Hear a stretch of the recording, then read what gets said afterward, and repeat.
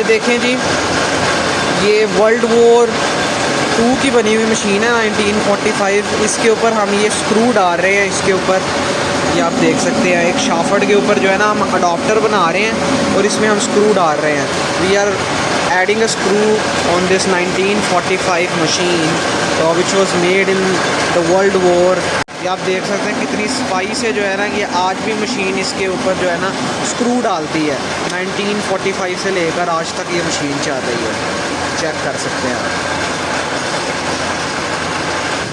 इसके ऊपर लिखा भी हुआ है कि this machine confirms to the order of the war production board. Check करें 1940 और ये and this is in Pakistan, available in Pakistan. You can check this out, made in 1945।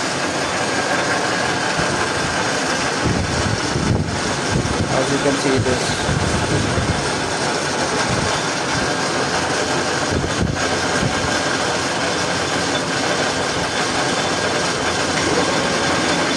This machine